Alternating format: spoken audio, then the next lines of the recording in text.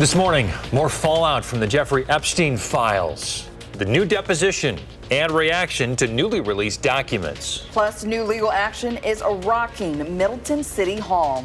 Ahead, what the mayor is now claiming the city planner did to her after a speech. And 3-year degrees ahead, the Board of Regents' latest discussion and what it could soon mean for future students. Good morning, everyone, and welcome to News 3 Now this morning on your Tuesday, February 10th. I'm Kyrie Onley. I'm Chris Stanford. Thanks for joining us. Feeling pretty mild out there, like spring is in the air. Yeah, it's like you can smell it in the air, but you know, those temps looking good this week. And I'm just going to say there, I'm just going to just remain there, not going to talk about the later, we're going to talk about the now. Well, at least for the next 10 days, guys, definitely going to stick with mild temperatures. I think towards the end of February, we could see a flipping pattern, but for now, definitely forecasting some pretty decent weather, if you like mild weather anyways. We're at 28 in Madison, 30 in Janesville, all the way up to 35 in Monroe, freezing level in the Dells. Our average nighttime temp 13. We are well above that everywhere across South Central Wisconsin. Will be a little bit cooler tonight, still above normal, and that pattern's not going to change for quite some time. Temperatures will reach about 40 or so, upper 30s to lower 40s for forecast highs. I do think cloud cover will eventually decrease, not until after about 3 to 4 p.m., so expecting mostly cloudy skies up until then, and then we'll turn partly sunny, and then even mostly clear to partly cloudy overnight. Next chance of precipitation on Thursday, at least for some of us, and that will come as a wintry mix. We'll time it out coming up. All right, Savannah. This morning, the fallout from the recent release of more Epstein files continues to grow. It comes as Epstein's co-conspirator, Ghislaine Maxwell, refused to answer questions during a virtual deposition with a congressional committee. Maxwell invoked her Fifth Amendment right throughout the hearing. Her attorney later said she would be willing to testify if she's granted clemency. Meanwhile, lawmakers were allowed to review unreleased, unredacted files in a secure location. And some of the stuff I read was just gross, absolutely just gross. And there are names in there, and there are co-conspirators in there, and there are some things that people have said that I think now are untrue. But this also comes as new emails show that Health and Human Services Secretary Robert F. Kennedy Jr. went dinosaur bone hunting with Epstein. And now Commerce Secretary Howard Lutnick is now facing new calls to resign after CBS News reported he had discussed visiting Epstein's island in 2012. British police now looking into if former Prince Andrew Mountbatten Windsor, had given confidential information to Epstein. An anti-monarchist group claims that Mountbatten Windsor had given the convicted sex offender those reports while he was a trade envoy. He's not yet commented on the new accusation. King Charles, though, says that he will cooperate with the investigation into his brother. To local news now, voters in Janesville will have a say in the plans for a data center at the site of the former GM plant. The city council voted to put the issue on the November ballot as a referendum. The move follows a petition signed by nearly 4,000 people. It requires any project costing more than $450 million at the site to go before voters. In our next half hour, we'll explain how city management is responding. The Middleton mayor is accusing a longtime employee of sexual harassment in a new petition for a restraining order. Mayor Emily Kuhn says that Mark Opitz tried to unzip her pants and groped her. It was after the State of the City speech last year. Opitz worked as Middleton city planner and zoning administrator since 1999. The petition says the speech took place at the Village Green Bar. Kuhn says she immediately reported Opitz to the City Human Resources Department and the city administrator. She also demanded an investigation. Opitz resigned 2 days after City Human Resources agreed to launch an investigation. He is currently running for Alder in District 6, and when asked for a response, Opitz said, "I first learned about the temporary restraining order Monday morning from a reporter, and I deny the allegations." 6:04, a lawsuit against the city of Madison over uncounted absentee ballots will move forward. A judge has denied the city's motion to dismiss the case. The lawsuit stems from 193 absentee ballots that went uncounted during the November 2024 election. The city argued the case should be dismissed, claiming absentee voting is a privilege, not a right. Now to other news this morning. In just a few hours, multiple leaders within the Department of Homeland Security are expected to testify before a House panel. Today's meeting comes as the department faces growing criticism over recent ICE operations across the country and the shooting deaths of 2 U.S. citizens.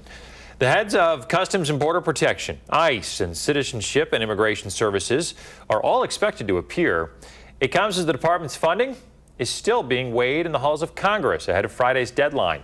The hearing is expected to begin at 9 o'clock this morning. Meanwhile, new internal documents show less than 14% of people arrested by ICE during President Trump's first year back in office had prior criminal convictions. That's out of nearly 400,000 immigrants arrested. The figures undercut the administration's claim that the crackdown is primarily targeting dangerous and violent criminals. Nearly 60% of those arrested had some type of criminal charge, but most were for nonviolent offenses. And nearly 40% had no criminal record at all. Right now, a search and rescue operation is underway after the U.S. struck another alleged drug trafficking boat in the Eastern Pacific. U.S. Southern Command says 2 others were killed in the strike. Since Operation Southern Spear started, at least 121 people have died in the strikes. It's the 3rd strike this year and the 2nd strike to leave a survivor. The Pentagon released new video showing U.S. military personnel boarding a sanctioned oil tanker in the Indian Ocean. A tanker tracking website reported the ship left Venezuela last month and identified it as a Panamanian tanker. The Defense Department, however, has not confirmed any connection to Venezuela or whether U.S. forces seized the vessel.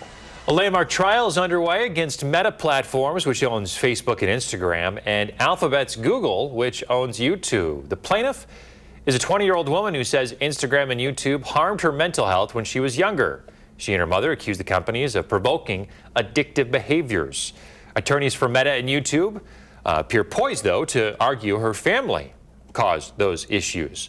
The companies say that they've added guardrails to protect young users in recent years. The UW Board of Regents is considering a bachelor's degree that can be completed in 3 years. The plan would reduce degree requirements from 120 credits to 90, cutting about a year and some tuition cost. This follows similar programs at universities like Milwaukee's Mount Mary. Some students currently working on their degrees welcome this potential change. A year taken off, less money taken off. I get done quicker, I get into my career faster. Like, it's all type of pros to it. I see all good things coming from it. I would actually want to come here more, I think, if I could get it done in 3 years instead of 4. Just saving an extra year would be pretty nice, I think.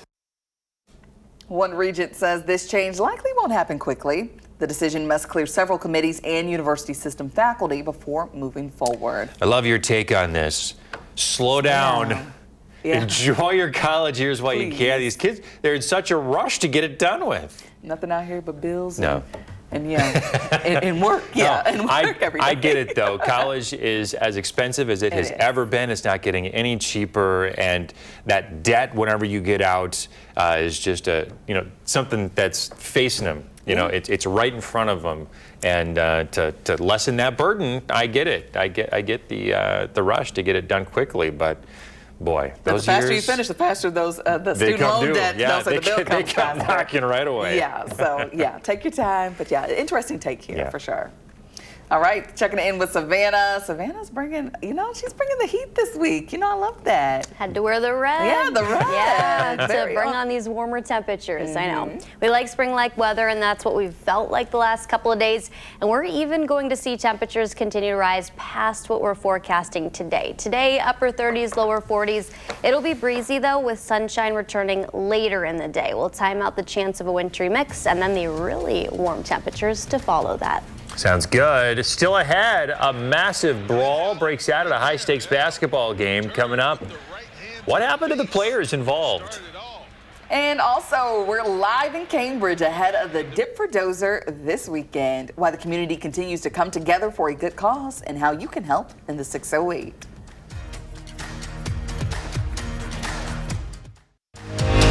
You're watching News 3 Now this morning. Moving forward.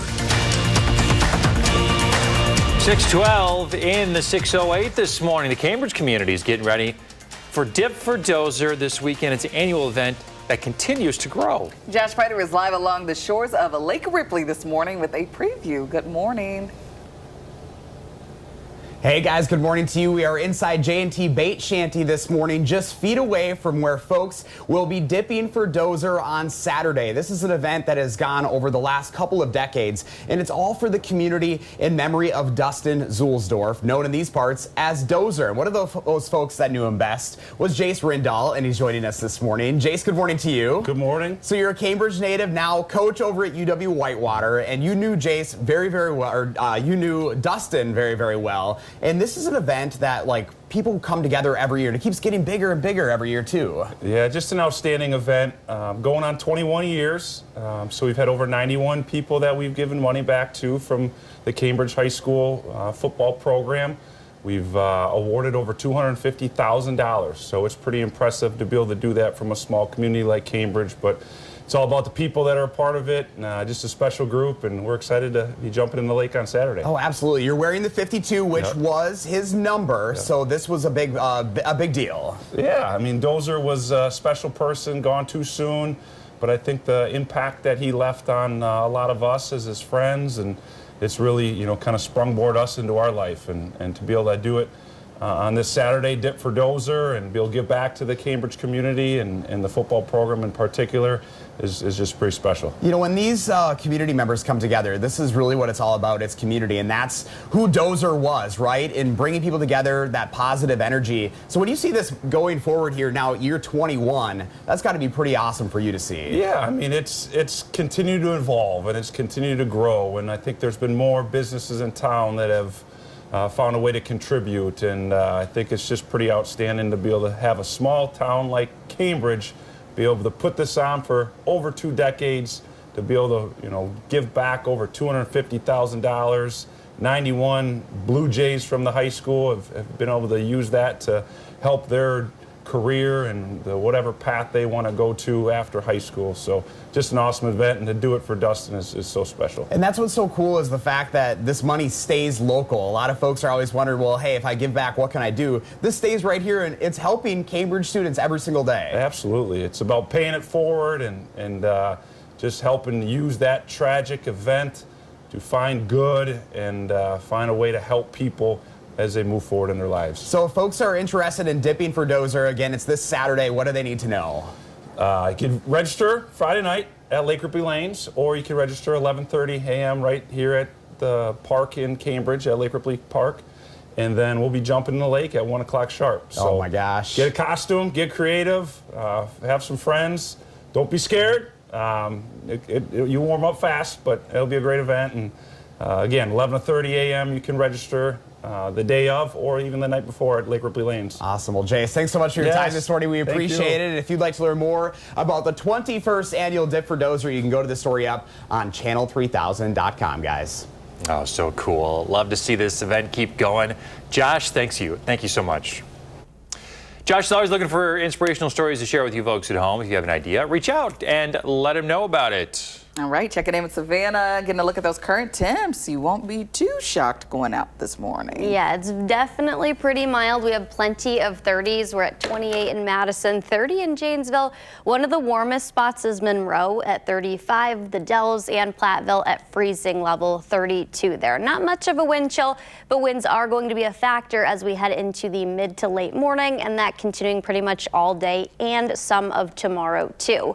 We are cloudy right now, expecting a little bit of sunshine, partly sunny skies, and some clearing taking place late afternoon, early evening. And that's as temperatures reach near the 40-degree mark. I think everyone at least the upper 30s. There will be a couple of lower 40s this afternoon. It's more likely as we head further into the work week, though. This is about lunchtime. Still a lot of cloud cover, but I think north maybe a little bit of pockets of sunshine and partly sunny skies. We'll see gradual clearing continue through later this evening and tonight, as lows actually drop only into the mid-20s. So I do think it'll be cooler than what we have right now, but still well above average. That's what we'll wake up to tomorrow. I think more sunshine in store for us Wednesday with highs in the mid-30s. Couple of us across far southwestern Wisconsin, though, will reach closer to 40, and maybe even a couple of spots like Prairie du Chien, Platteville that get into the lower 40s. Clouds really thicken up, though, after that Wednesday night into Thursday morning, and a wintry mix is going to move out of Iowa into far southwestern Wisconsin Wisconsin, those areas that I mentioned that could be 40, near 40 on Wednesday, could see that light mixed precipitation on Thursday morning. Then later in the afternoon, light snow showers will move in north of Madison. So most of the area expecting dry weather. Can't rule out a couple of flurries northward, and then that mixed precipitation or drizzle southwest of here.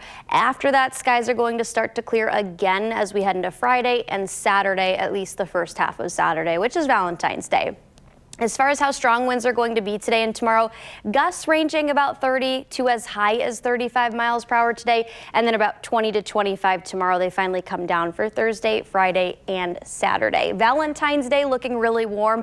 We're going to be in the mid-40s with partly sunny skies. Our average high closer to about 29 to 30 degrees, so we'll be well above that, and that's not the only mild day. Every day on the 10-day forecast is above average, including nighttime temps, and then maybe even close to 50 next Monday. All right, Savannah, look at those highs. I'm telling you, it's fall spring, the first one of the season. That's okay. We'll enjoy it while we can. Here it comes. All right, first one, traffic update for you. We still have that disabled vehicle on the eastbound belt line just past Stoughton Road. That's the only thing we're watching this morning. Other than that, it is smooth sailing. Well, believe it or not, the Brewers are just 2 days away from opening up spring training, and we've got some roster moves to tell you about. MLB.com reporting Rookie of the Year finalists Caleb Durbin, Andrew Monasterio, and Anthony Stiegler are all shipping out to Boston. In exchange, the Crew get pitchers Kyle Harrison and Shane Drohan, as well as infielder David Hamilton. Hamilton originally drafted by the Crew back in 2019 and then was traded to the Red Sox. Drohan has yet to make his major league debut. And take a look at this. A massive brawl caused the benches to be cleared during the Pistons-Hornets game last night. The fight happening after Pistons' Jalen Duran was fouled by Hornets' Musa Bate. After the first fight ended, a second one ensued between Jalen Duran and Isaiah Stewart. So yeah, just quite the night for these two teams here. All four players would later be ejected from the game, and the Pistons go on to beat the Hornets in the fourth quarter. That thing's getting. So I'm sure there was some heat there. Oh. Yeah, and hopefully things will be calmed down by the next time they have to play them. So. Yeah. But I don't know about that. It's pretty deep. Pretty deep. Like a hockey match. Yeah, it really is. Well, still ahead, a look at the unique role one person got in the Super Bowl halftime show. Coming up in our next half hour, Wisconsin taxpayers left holding the bill for flood repairs. Ahead, how Governor Evers is responding to the latest denial by FEMA.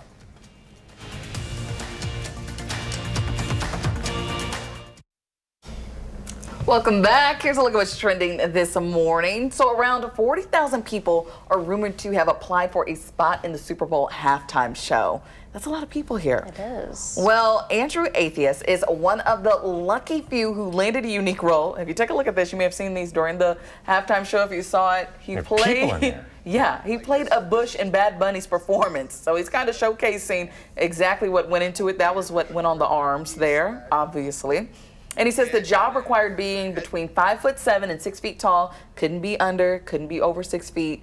And you had to be specifically in between those height requirements.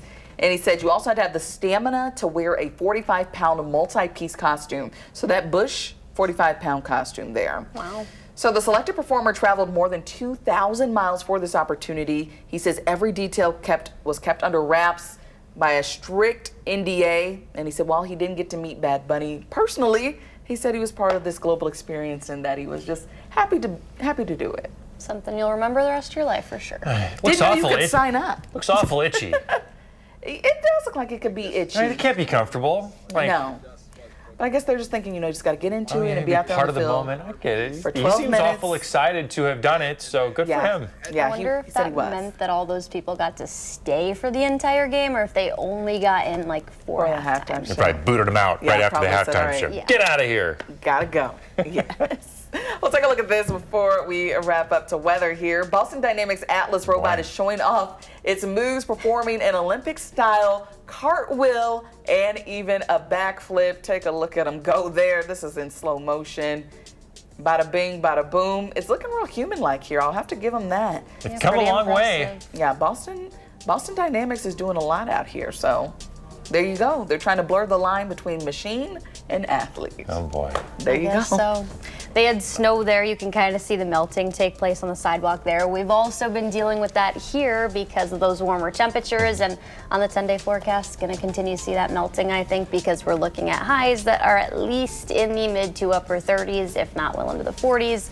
That's this upcoming weekend, and then next Monday, even close to 50 degrees. So if you like spring-like weather, yeah, it looks really good. I'm telling you, I'm getting the shorts out. You getting the shorts out? Yeah, just for a moment. Yeah, just for a couple of days. Yeah, that's a little too deep for me. Yeah, but yeah, me I'll wait. too. I'll hold off a little bit. Miss now? Well, up next in my Time for Kids report, we'll look at how smoking is impacting more than just your lungs.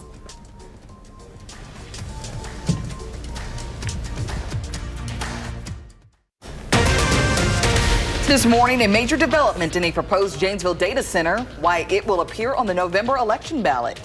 And new this morning, the governor's fight with FEMA, the latest developments in a plea for disaster relief. And in my Time for Kids report, from kids to adults, why doctors say tobacco use can harm the heart. Plus, a new brew crew, who's joining the Brewers and who's leaving ahead of spring training. Good morning, everybody. Happy Tuesday. Thanks for tuning in to News 3 Now this morning. I'm Chris Stanford. And I'm Kyrie Ann Lee. Thanks for waking up with us this morning. Hope your Tuesday's off to a great start. Ready for fall spring? Number one.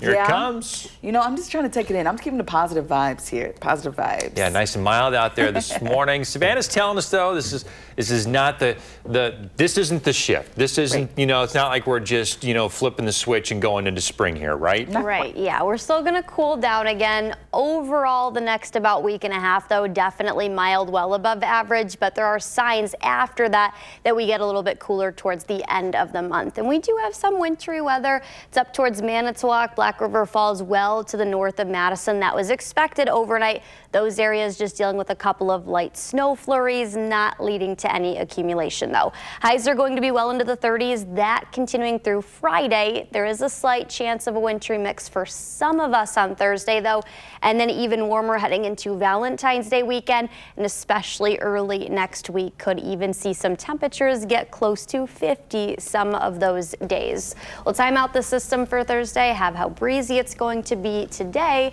and more on the warmth coming up. Savannah, thank you. In a major development to a proposed data center in Janesville, voters will now see a referendum on their November ballots. City Council has decided to put that new development ordinance to a public vote. The move follows more than 4,000 signatures delivered to the city clerk. It requires any development over $450 million at the former GM site to go to referendum. The city manager, though, says the ordinance is likely illegal and unenforceable. Yeah, in particular, the constitutionality concerns are a major flaw to the ordinance as it was written. That's right. The council's options are limited by the way that the ordinance was written. What we have done is we have... The city manager warns that regardless of the city council's actions, legal challenges to the ordinance are highly likely. Happening today, a father and daughter accused of a deadly Madison shooting will be in court this morning. Jorge Baez is charged with first-degree intentional homicide. His daughter, Melissa Basilio Ruiz, is charged with 6 counts of possessing a firearm as a felon.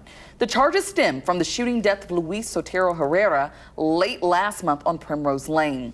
They will both be in court this morning for a preliminary hearing at 9:30. Basilio Ruiz will also have a scheduled bail hearing. Now to a new development in the investigation into a former Mount Horeb coach. Police say David Chancellor, who was fired last week, was taken into custody yesterday morning accused of stalking and 4th-degree sexual assault. Charges are pending this morning for the former track and field coach. Authorities believe inappropriate communications and acts occurred between Chancellor and a former athlete. Police say the Mount Horeb School District is fully cooperating with the investigation. One person is injured after crashing a pickup truck into a pet supply store on Park Street. This comes just days after a driver hit and killed a West High School student just blocks away on their way to school. First responders were called to Nutsy Mutts and Crazy Cats for a report of a crash. They found the injured driver, who was taken to the hospital. The District 14 alder who oversees the crash area says they're working to improve safety by adding more traffic lights. However, he says the changes could bring drawbacks. One of the unfortunate things for the community is we know they eliminated a lot of left turns on Park Street, where that works for the safety of bus rapid transit. It is an inconvenience to the neighbors who are trying to navigate across Park Street. Right now, we do not know the driver's condition. No one else was hurt. New this morning, FEMA has denied the state's appeal for federal disaster relief for last summer's historic flooding in southeastern Wisconsin. Communities throughout the state have millions in damage still. FEMA previously approved disaster relief for individual applicants in housing, but denied the state's request for public assistance for Door, Grant, Milwaukee, Ozaukee, Washington, and Waukesha counties. Governor Evers then appealed the decision in November, but yesterday announced it was denied. Governor Evers renewing the call for the Trump administration to appeal the decision, saying we'll continue to advocate to the Trump administration and our federal partners that Wisconsin needs these resources to rebuild and recover, and we'll continue to do what we can to support our local partners however we can in the meantime. New this morning, the Wall Street Journal reports the Trump administration may revoke the EPA's authority to regulate climate pollution. Administrator Lee Zeldin told the Journal the administration will repeal the endangerment finding, a 2009 analysis that allows the EPA to limit pollution from oil and gas, power plants, and vehicles. The move comes as the administration also plans to finalize the repeal of vehicle greenhouse gas regulations. A new report finds 41 states, including Wisconsin, have gotten warmer in the last 70 years, according to the report published in the journal PLOS Climate. Many of those states had higher temperatures than previously thought. States on the western part of the country, like California, Idaho, and Nevada, had the largest high temperature increases, while central states like Iowa and Minnesota had some of the highest average low temperature increases. 6:35 and continuing coverage of the search for Nancy Guthrie. Today's show co-host Savannah Guthrie took to social media late last night to issue a new video. In this video, she asked the public for help locating her mother. Guthrie says she believes her mother is out there. We believe our mom is still out there. We are at an hour of desperation. The FBI says it is not aware of any communication between the family and suspected kidnappers. Authorities have yet to identify a suspect or person of interest in the case. California health officials are linking a case of measles to a potential exposure at Disneyland. Authorities now confirming a second case in a person who visited the theme park and Disney's California Adventure on January 22nd. The report comes a week after an international travel tested positive after visiting Disneyland. February 5th, the CDC says there have been 733 confirmed measles cases across the country, including one at UW-Madison.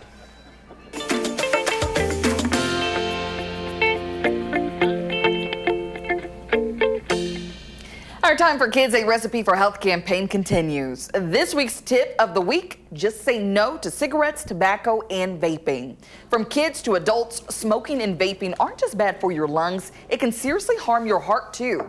Dr. Bruce Hahn, pediatric cardiologist at SSM Health, says the chemicals in cigarettes and vaping products enter your bloodstream, making blood thicker and inflaming blood vessels. He says over time, that can lead to plaque buildup in your arteries, making it harder for your heart to pump oxygen throughout the body, causing long-term damage. Just having a authentic and deep connection, just trying to chat honestly with teenagers and about the risks. And a lot of it is leading by example. So we do see a lot of parents who smoke, their children also smoke.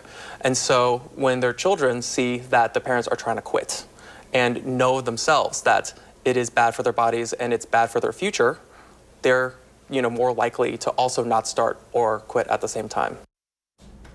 In the good news, Dr. Hahn says it's never too late to quit. He says stopping smoking or vaping can improve cardiovascular health and reduce secondhand exposure to family members. If you or someone you know needs help quitting, you can call the Wisconsin Quit line at 800-QUIT-NOW or text READY to 34191.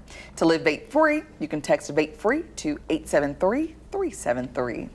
In Brewers news this morning, the crew starts spring training on Thursday, and we have some roster moves to report to MLB.com, reporting Rookie of the Year finalist Caleb Durbin, as well as Andrew Monasterio and Anthony Stigler are shipping out to Boston In exchange, the crew get pitchers Kyle Harrison and Shane Drohan and infielder David Hamilton. Hamilton originally drafted by the Brewers in 2019 before being shipped to the Red Sox. Meanwhile, Drohan has yet to make his major league debut.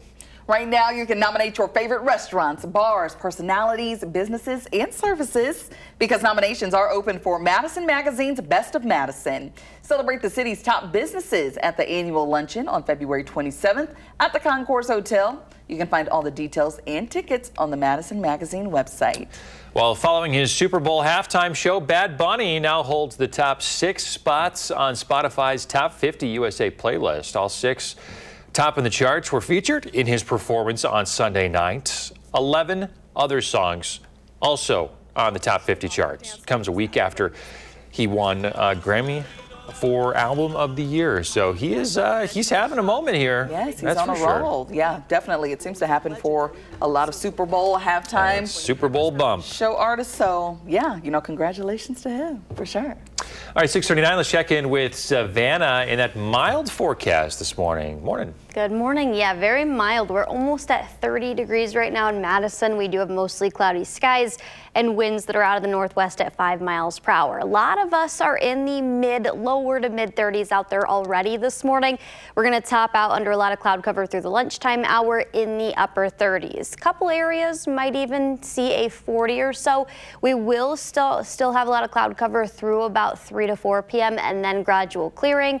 It will be windy out there too, where winds could gust upwards of 30 to as high as 35 miles per hour. We'll have when the breezy pattern finally is going to move out of southern Wisconsin and when our next chance of precipitation moves in. Sounds good. Coming up in the 608, Josh is live in Cambridge this morning ahead of the Dip for Dozer this weekend. Why the community continues to come together for this good cause and how you can help. That's in the 608.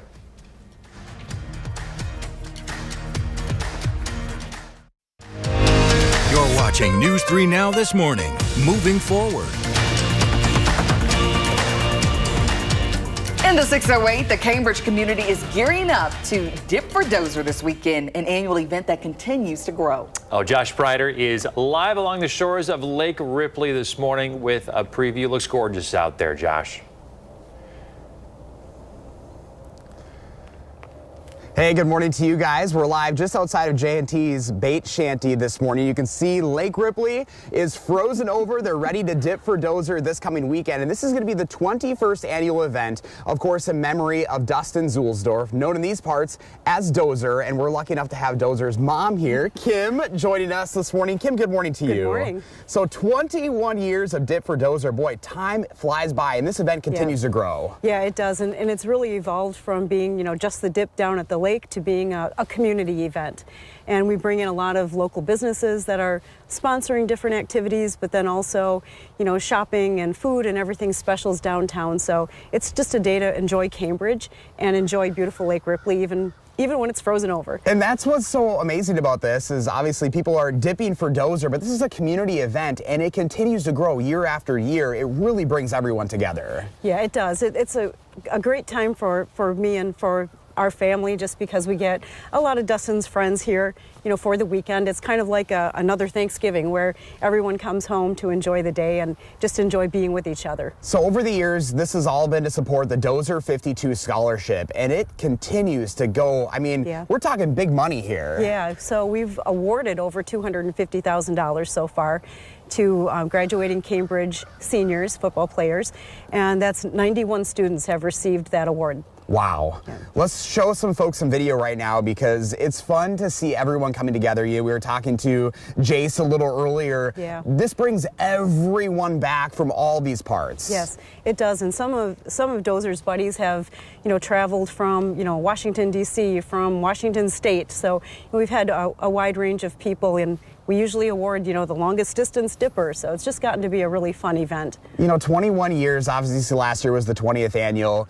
You guys are doing this for Dozer because he was all about the community. So when you see the community coming back to support his mission, your family's mission, how does that make you feel as Dozer's mom? Oh, it's something that it's still hard to imagine that this is actually happening. First, it's hard to even believe that we started this. We started this because of a loss, but we continue to do this each year because more out of love for each other and love for this community. And, you know, when the community continues to back you, lifting your family up, but also seeing that positive energy behind this, it's kind of that full circle moment that Dozer would be super proud of, right? It is. He would be just loving this. He would love the fact, first of all, that we're jumping in the water in a bunch of costumes. But yeah, I think this is something, you know, Cambridge football was extremely important to him and to his group of friends. And to be able to honor the football team and to continue to support football players, I think is something he would really be proud of. So the dip happening this Saturday. If folks are interested in supporting the cause, how can they do so? Come on down to the lake. We have registration that morning from 11:30 till 12:30, and then we start dipping at noon. You can also register on Friday night. So come on and join us. Awesome. Well, Kim, thank you so much for your time this morning. We appreciate it. Thank you. And if you'd like to learn more about the dip for Dozer, you can go to this story up on channel3000.com. In addition to the dip, a lot of businesses are doing specials in town, and it's all going back to the cause here, guys. So it's just amazing to see the Cambridge community coming together and helping those and lifting each other up. Lifting each other up once again. Josh Breiter, thanks for sharing this with us. Appreciate it. Remember to let Josh know what inspires you in the 608. You can reach out either on social media or email us for a chance to be featured. 647, Savannah Brito is here with your forecast. How's it looking out there? Well, we do have a couple of areas that are dealing with some patchy light fog, lower visibilities, all west of Madison. Lone Rock's down to 6, La Crosse and Prairie du Chien at 7.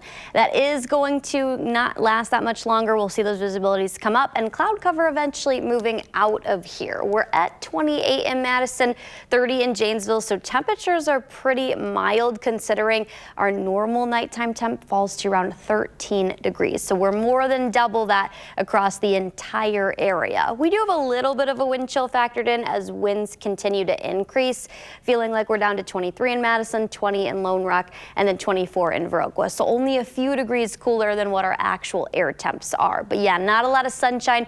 We had some of that to start yesterday off. I think clouds opposite. We'll see some sunshine later in the day after highs top out close to 40. Most of us at least are looking at the upper 30s. A couple of us, especially south and southwest of Madison, could even reach a few lower 40s. So the cloud cover on future track, you see that moving out of here once we get closer to about 7 to 8 p.m. Temperatures overnight are going to fall a little bit more than what we're waking up with right now. Under partly cloudy skies, we'll wake up with temperatures in the mid-20s. And then continued clearing. We'll have a lot of sunshine for Wednesday. With highs, there will be a little bit of a temperature gradient. Most of us will see the mid to upper 30s, but a couple of us farther southwest, Platteville and Prairie du Chien in comparison to Madison, could even reach the lower 40s. Clouds really thicken up then after that Wednesday night into Thursday. This is now early Thursday morning, and a light wintry mix will move out of Iowa into northern Illinois and southern Wisconsin, but most of those showers start to break up. Not impossible. A few of us see that light glaze, and those drizzles or areas of mist in Monroe, Platteville, Prairie du Chien, and Mineral Point to our southwest, and then a few light snow showers north of Madison. We're not really going to see any accumulation out of this system. And then clouds will be quick to move out of here. That's as we get further into Thursday, mainly north of Madison, the second half of the day in the afternoon and evening. It will be windy before that system arrives, though. Then as that system moves in, we finally see the winds calm down. But we're looking at gusts at least ranging about 25 to as high as 35 miles per hour today, and then another breezy day tomorrow. They come down a little bit, but definitely still a factor, gusting up to 20 to 25 miles per hour. Then it'll be less breezy for Thursday, Friday, and Valentine's Day. Valentine's Day, partly sunny with a high of 45, and then cloud cover increasing Saturday night into Sunday. Could see a few flurries overnight here in southern Wisconsin. All right. Savannah, those temps, you knocked those up a couple of degrees overnight, I see. All right, sounds good. Thank you. 650, taking a look at your first warn traffic this morning. Everything is moving along nice and smooth. Got a couple of disabled vehicles on the Beltline, but nothing major that should slow you down. Coming up in the Warning Sprint, we'll tell you about a new store you will soon be able to shop at. And if you have a little kiddo turning 3 soon, send us a picture. We'll show it on TV.